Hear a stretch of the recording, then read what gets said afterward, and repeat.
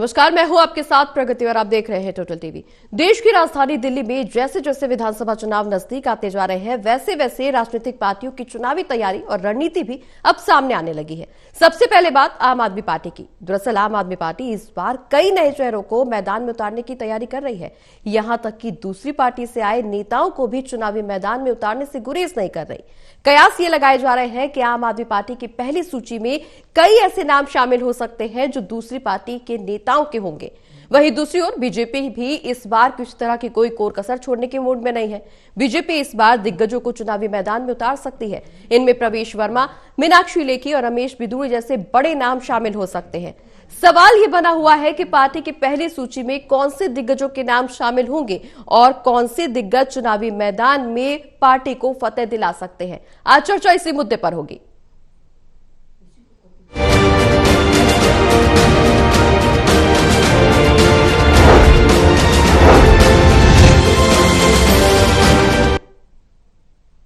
तो दिल्ली के दंगल में पहली सूची में कौन से नाम शामिल होंगे, कौन से दिग्गज चुनावी समर में अपना झंडा फहराते हुए नजर आएंगे, पार्टी को विजय दिलाएंगे, इन तमाम सवालों के सवाल ढूंढने के लिए चर्चा में आज हमारे साथ शामिल हैं। हमारे साथ associate editor Pradeep Kumar ji, assistant editor Lalit Narayan Kandpal जी और वरिष्ठ संवाददाता प्रणय शर्मा जी। आप सभी का बहुत बहुत स्वागत है। सभी के साथ चर्चा की शुरुआत करेंगे, लेकिन उससे पहले रिपोर्ट पर नजर डाल लेते हैं।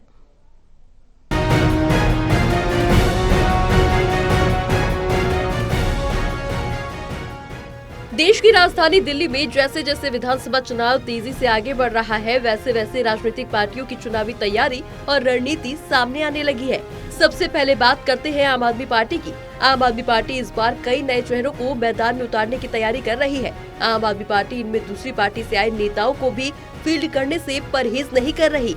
आम आदमी पार्टी की पहली सूची में कई ऐसे नाम है जो दूसरी पार्टी से आए हैं। अब वो भले ही ब्रह्म सिंह तंवर हो या फिर हाल ही में शामिल हुए जितेंद्र सिंह शंटी, माना जा रहा है कि आम आदमी पार्टी इन्हें आगामी चुनाव में फील्ड कर सकती है। तो मुझे आज बेहद हर्ष है और इससे इनके आने से आम आदमी पार्टी को तो मजबूती मिलेगी। एक तरह से सरकार में आएंगे तो इनकी भी सेवाओं को और 10 गुना बल मिलेगा। जब सरकार भी इनके साथ लगेगी, सरकारी रिसोर्सेज भी इनके साथ लगेंगे, तो मैं समझता हूं कि इनकी सेवाओं को भी बल मिलेगा और इनके आने से सरकारी कामकाज में भी बल मिलेगा। देखिए, आज तो इनका अच्छे से स्वागत कर लेते हैं, फिर चुनाव लड़ने के बारे में और वो सब जब लिस्ट आएगी उसमें आपको मिल जाएगा। यही नहीं, बीजेपी भी इस बार किसी तरह की कोर कसर नहीं छोड़ना चाहती। पहले 3 सीटें और उसके बाद 8 सीटें जीतने वाली बीजेपी इस बार अपने कई दिग्गज नेताओं को भी फील्ड करने की तैयारी कर रही है। इनमें प्रमुख तौर पर वो पूर्व एमपी हैं जिन्हें पार्टी ने इस लोकसभा चुनाव में टिकट नहीं दिया। इसमें प्रवेश वर्मा, मीनाक्षी लेखी और रमेश बिदूड़ी जैसे बड़े नाम शामिल हैं। हालांकि बीजेपी इसे लेकर साफ तौर पर कुछ भी नहीं कह रही। अच्छा भाई साहब, दिल्ली विधानसभा की तैयारियां चल रही हैं। इस बीच एक खबर ये आई है कि पार्टी अपने बड़े सीनियर लीडर्स को भी प्रोजेक्ट करेगी। आप क्या कहना चाहेंगे इसको लेकर? हाँ, निश्चित रूप से ये तो पार्टी का काम है, किसको खड़ा करना, नहीं करना, किसको क्या देखना, ये पार्टी का काम है, इसमें कुछ नहीं कह सकता। बहरहाल अब देखना ये होगा कि दिल्ली विधानसभा चुनाव में जब आम आदमी पार्टी और बीजेपी के उम्मीदवार आमने सामने होंगे तो किसकी रणनीति पर जनता मोहर लगाती है। कैमरा पर्सन अनिल चौरसिया के साथ ललित नारायण कांडपाल, टोटल न्यूज, दिल्ली।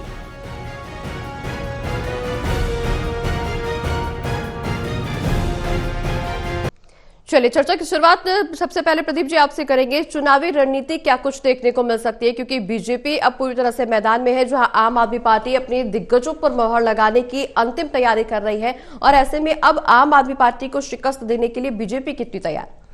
देखिए, एक बड़ा मुकाबला दिल्ली का चुनावी रण का वो पर्दे के पीछे से शुरू हो गया है और हम देख रहे हैं जो जानकारी मिल रही है वो साफ दिखाती है कि इस रन को जीतने में बीजेपी कोई कोर कसर नहीं छोड़ने वाली है। इस बार जो कमोबेशी रही है उसके मुकाबले बदली रणनीति में, जबकि हमने देखा है हरियाणा का चुनावी मुकाबला, महाराष्ट्र के चुनावी मुकाबले में जिस तरीके से लोकल लीडरशिप को आगे किया गया और उनके दम पर एक जो एक सार्वजनिक चुनाव कैंपेन वो देखने को मिला, लेकिन दूसरी तरफ एक पर्दे से पीछे छिपा हुआ कैंपेन वो भी देखने को मिला है। और वो जो संघ के काडर का प्रचार होता है, जिसके जरिए पंपलेट जाते हैं, जो परोक्ष रूप से प्रचार होता है, वो धारदार तरीके से किया गया था घर घर जाकर। ठीक उसी रणनीति पर बीजेपी इस बार भी आगे बढ़ रही है। जो जानकारी मिली है, एक बड़े पदाधिकारी रहे हैं बीजेपी के, खास तौर से जो विधानसभा में, और उनको उपराज्यपाल भी बनाया गया था, वो सक्रिय किए गए हैं दिल्ली में, और संघ के साथ समन्वय के साथ एक टीम बनाई गई है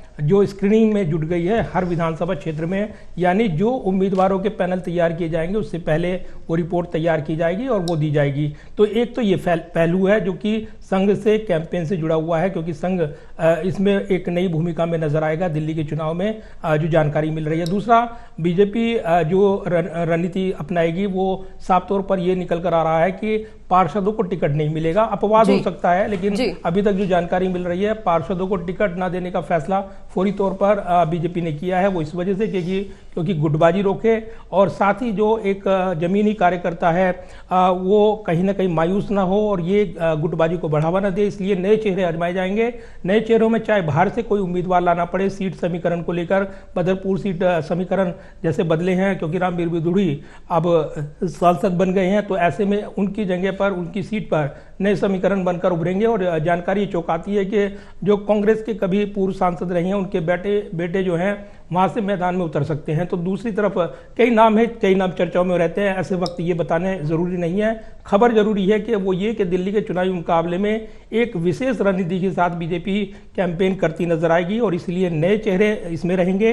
पार्षदों को टिकट न देने का फैसला अपवाद स्वरूप कुछ हो सकता है, अभी चूंकि शुरुआती खबरें हैं। लेकिन दूसरी तरफ जो सबसे बड़ी बात है कि आम आदमी पार्टी ने जिस तरीके से सेंध लगाई है, और कई ऐसे चेहरे वो फोकस कर रहे हैं जो उनके सीट समीकरण को साध सके, तो वो देखने को मिलेगा। आज आपने देखा जितेंद्र सिंह संटी की बात हो, या फिर कांग्रेस के पूर्व ऐसे कद्दावर नेता जो समीकरण बदल सकते हैं, क्योंकि उनके वोट बैंक के दम पर आम आदमी पार्टी ने बढ़त बनाई है।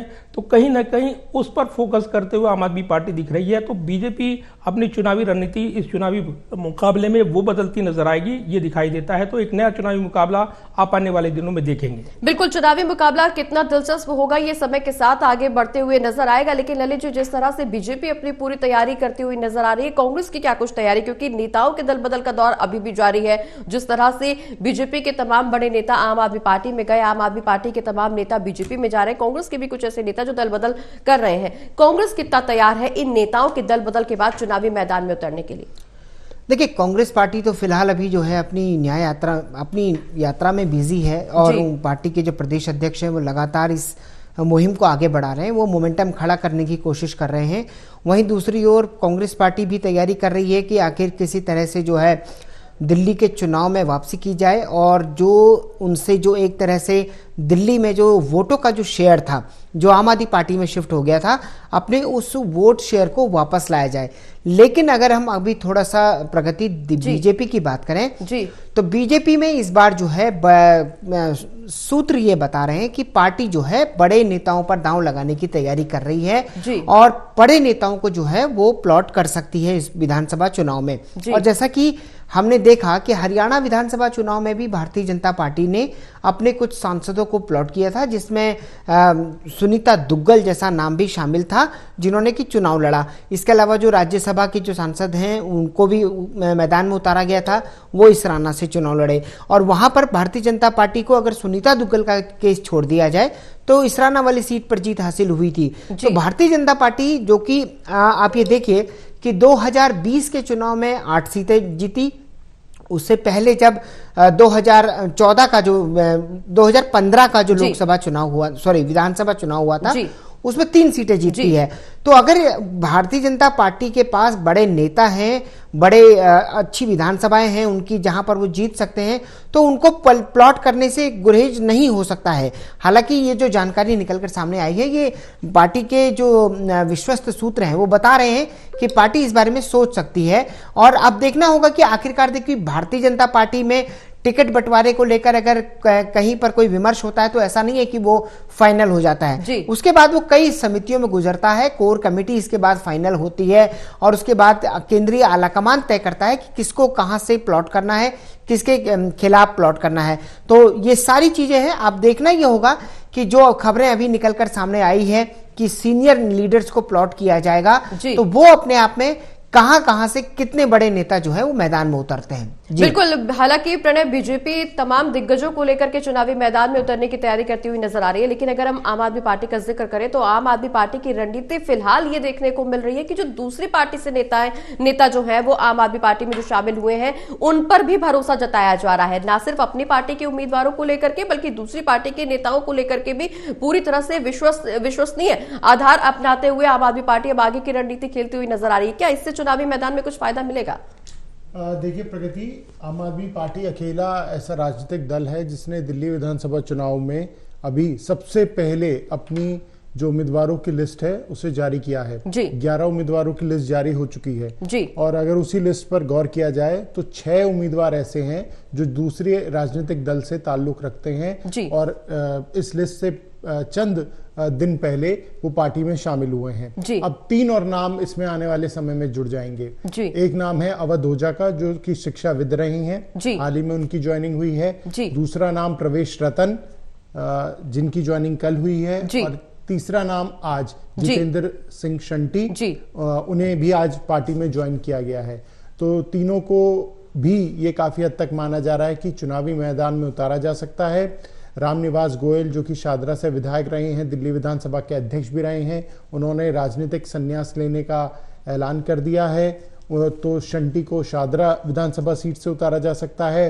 प्रवेश रतन को पटेल नगर, क्योंकि पटेल नगर सीट से राजकुमार आनंद बीजेपी में शामिल हो चुके हैं, जो कि दिल्ली सरकार में मंत्री भी रहे हैं। और अवध ओझा को प्रगति सूत्र ये बता रहे हैं कि उन्हें पड़पड़गंज विधानसभा से उतारा जा सकता है। पड़पड़गंज विधानसभा सीट मनीष सिसोदिया की सीट है, लेकिन ये जानकारी सामने आ रही है अभी कि शायद मनीष सिसोदिया अपनी सीट बदल सकते हैं।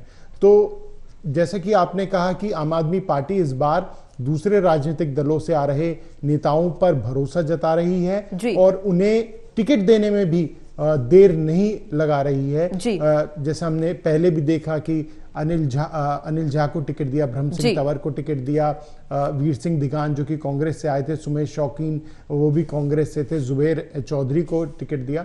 तो पार्टी इसमें फैसला लेने में भी देर नहीं कर रही। अगर वो देख रही है कि उस व्यक्ति का अपनी विधानसभा क्षेत्र में अच्छा रसूख है, अच्छा सामाजिक उनका उठना बैठना है, तो तुरंत उन्हें टिकट भी दिया जा रहा है। साथ ही में सर्वे भी एक आधार है प्रगति, जो कि हर राजनीतिक दल कराता है, बीजेपी भी करा रही है, आम आदमी पार्टी भी करा रही है। तो वो सर्वे के आधार पर भी काफी हद तक जो टिकट डिस्ट्रीब्यूशन है वो किया जा रहा है। तो ये पूरा जो एक रणनीति है इस बार आम आदमी पार्टी की, वो बदली हुई नजर आ रही है। बिल्कुल प्रणय, ये जो बदली हुई रणनीति के तहत जैसा कि आप जिक्र कर रहे हैं कि 6 ऐसे नेता जो अभी 11 लोगों के नामों की जो सूची सामने आई है उसमें 6 ऐसे लोग जो दूसरे दलों से संपर्क रखते हैं और अब फिलहाल आम आदमी पार्टी का हिस्सा है, उनको चुनावी मैदान में उतारा जा रहा है। तो इससे एक सवाल ये भी बनता हुआ नजर आ रहा है, उसमें ज्यादातर विधायक बीजेपी के ही हैं जो आम आदमी पार्टी में जुड़े हैं। तो क्या आम आदमी पार्टी को अपने नेताओं पर भरोसा नहीं रहा या बीजेपी को हराने के लिए उन्हीं के खिलाफ चुनावी मैदान में उन्हीं के नेताओं को उतार रही है कि रणनीति अंदर की जानते हैं बीजेपी के नेता और अब आम आदमी पार्टी में शामिल हो गए, तो शायद ये ज्यादा फायदेमंद होंगे? क्या कुछ रणनीति, क्या सोच के आधार पर आगे बढ़ रही है आम आदमी पार्टी? बिल्कुल, देखिए आपने बहुत ही ठीक सवाल किया। ये सवाल हम जब फील्ड में उतर रहे हैं तो हर कोई ये बात जरूर कर रहा है, लेकिन देखिए सारे पैरामीटर्स जो है वो आम आदमी पार्टी देखकर चल रही है। मसलन आज का ही हम उदाहरण ले लें शादरा का। देखा जाए तो रामनिवास गोयल विधानसभा के अध्यक्ष रहे हैं, 2015 से वो लगातार अभी तक ये दायित्व संभाल रहे हैं और बहुत अच्छे से उन्होंने दायित्व संभाला है। अरविंद केजरीवाल ने भी उनकी तारीफ की है, मनीष सिसोदिया ने भी की है। लेकिन अगर हम उनकी उम्र की बात करें तो वो 70 से भी ज्यादा उम्र के हो चुके हैं, तो ऐसे में आगे उनका एक्टिव पॉलिटिक्स में रहना थोड़ा मुश्किल है। जितेंद्र सिंह शंटी वहां से विधायक रह चुके हैं, जामना माना चेहरा हैं, सामाजिक कार्यकर्ता भी रहे हैं, एम्बुलेंस मैन के नाम से उन्हें जाना जाता है, पद्मश्री उन्हें मिला है उनके कार्य के लिए। तो पार्टी ने इसलिए उन्हें उम्मीदवार बनाया कि वो ज्यादा, पार्टी को लग रहा है कि वो वहां पर ज्यादा मजबूत हैं। ब्रह्म सिंह तंवर जो कि अब बीजेपी में लंबे समय तक रहे हैं, लेकिन वहां से आम आदमी पार्टी के विधायक करतार सिंह तंवर को बीजेपी ने अपने पास शामिल कर लिया, तो आम आदमी पार्टी ने बिना देर करते हुए बीजेपी के उम्मीदवार को अपने पास शामिल कर लिया। तो यहां पर जो साफ तौर पर देखा जा रहा है कि शह और मात का खेल चल रहा है। प्रगति किसके पास ज्यादा मजबूत सिपाही हैं जो इस जंग को जिता सकते हैं, उन्हीं पर हर राजनीतिक दल दाव खेलना चाहता है और वही होता हुआ नजर भी आ रहा है। बिल्कुल शह और मात का खेल चल रहा है प्रदीप जी, लेकिन शह किसकी होगी और मात किसकी होगी ये जब चुनावी नतीजे सामने आएंगे तब इसका खुलासा होगा। लेकिन सवाल यह है कि क्या बीजेपी भी इसी रणनीति के तहत आगे बढ़ती हुई नजर आएगी, क्योंकि आम आदमी पार्टी की तरफ से जिस तरह से सूची सामने आई, निश्चित तौर पर बीजेपी के उन तमाम नेता जो जाना माना चेहरा माने जाते हैं उनको चुनावी मैदान में उतारा गया है।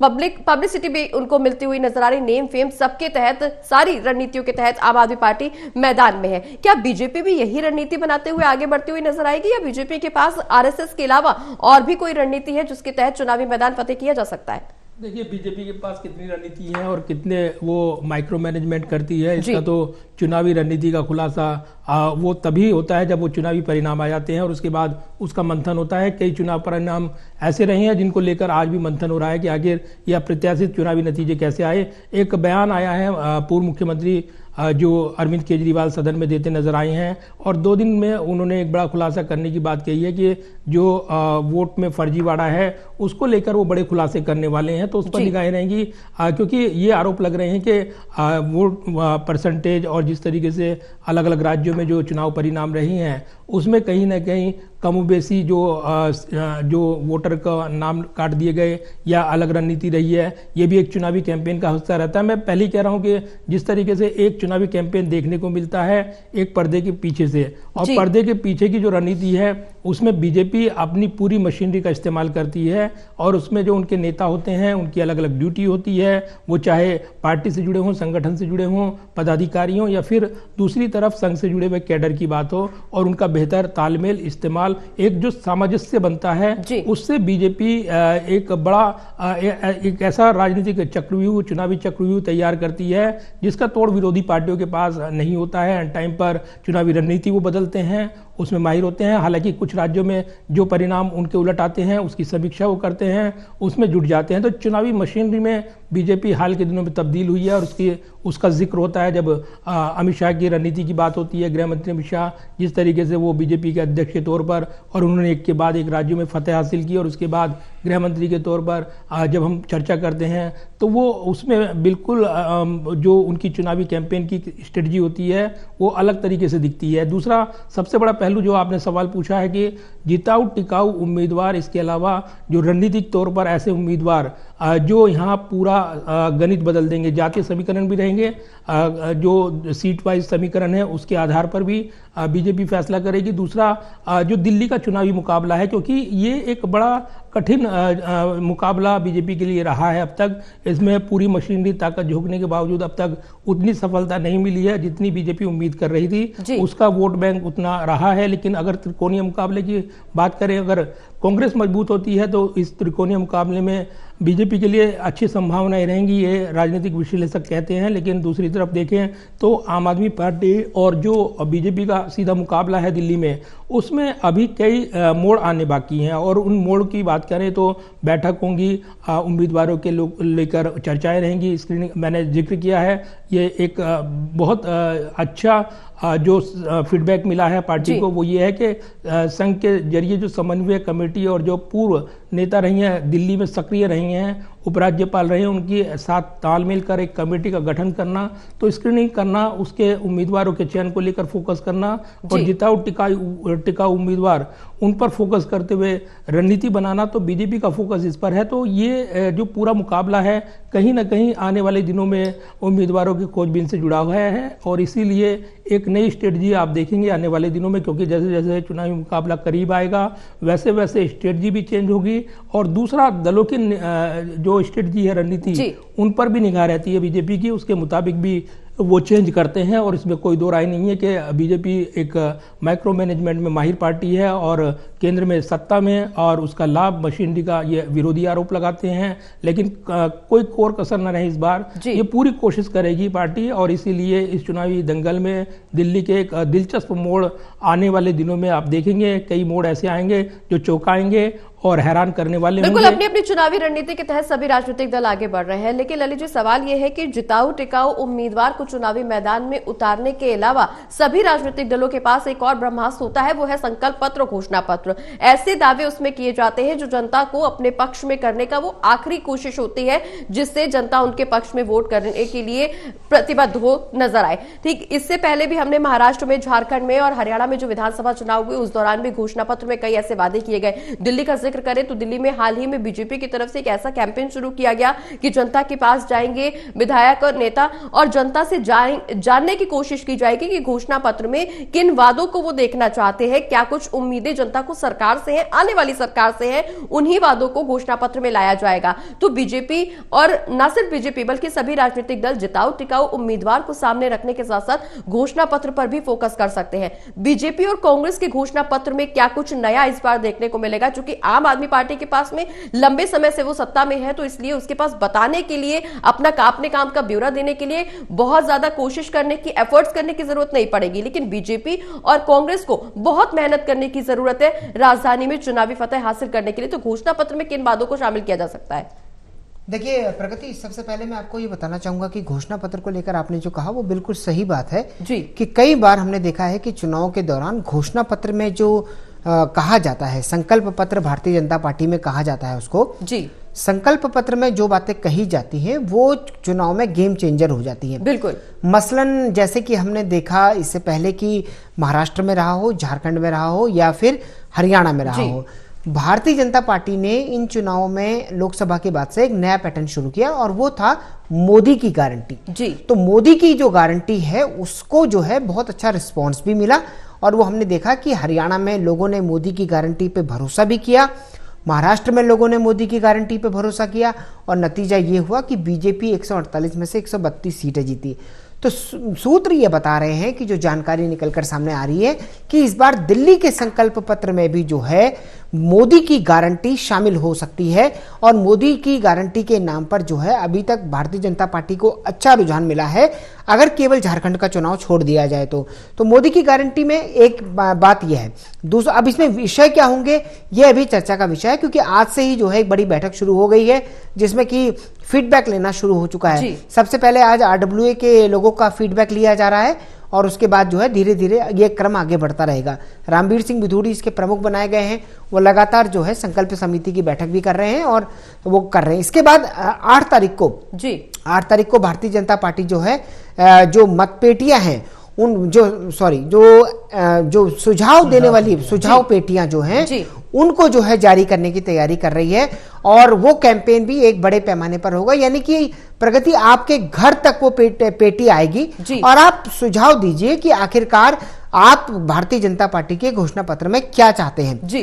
तो इस तरीके से कार्यक्रम जो है धीरे धीरे आगे बढ़ रहा है और ये कार्यक्रम चलता है जैसा कि हमने लोकसभा में भी देखा था। जेपी नड्डा ने इस कार्यक्रम की शुरुआत की थी, होटल अशोका में एक बड़ा कार्यक्रम हुआ था, वहां के जरिए उन्होंने फ्लैग ऑफ किया था और ये भारतीय जनता पार्टी का सेट पैटर्न है। एक बात मैं आखिरी ये कह के बात समाप्त करूंगा कि डायरेक्ट बेनिफिट, जो डायरेक्ट कैश बेनिफिट, ये एक बड़ी योजना रही है भारतीय जनता पार्टी की जिसने उसको बहुत फायदा दिया है। अब वो भले हरियाणा रहा हो या फिर महाराष्ट्र में रहा हो, बिल्कुल, तो दोनों जो है अब इस बार जो है माना जा रहा है कि दिल्ली में भी जो है डायरेक्ट बेनिफिट जो है महिलाओं को वो पार्टी दे सकती है और अगर सत्ता में आती है तो निश्चित तौर पर ये अरविंद केजरीवाल के ही सरकार के लिए एक तरह से, हालांकि अरविंद केजरीवाल अभी बसों के जरिए दे रहे हैं, उनकी कोशिश ये है कि वो डायरेक्ट बेनिफिट भी दे, लेकिन अब वो कितनी जल्दी उसको लॉन्च करते हैं, क्या चुनाव से पहले लॉन्च कर पाते हैं नहीं कर पाते, ये सारी चीजें हैं।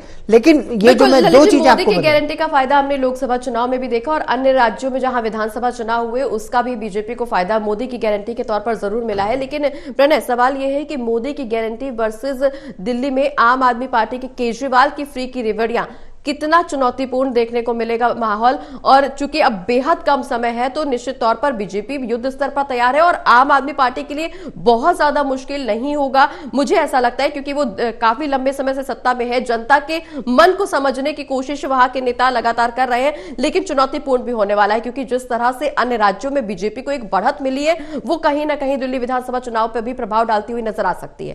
हाँ बिल्कुल, देखिए, और 2014 के बाद बीजेपी के विजय रथ को अगर कहीं रोका गया था तो वो राजधानी दिल्ली था जी। जब आम आदमी पार्टी इतने बड़े मैंडेट के साथ सत्ता में आई थी और उसके बाद फिर दोबारा 2020 में भी वो सरकार बनाने में कामयाब हुई, तो आम आदमी पार्टी अपनी योजनाओं को लेकर काफी ज्यादा उत्साहित है और काफी भरोसा है उसे कि जनता को सीधा लाभ पहुंच पा रहा है।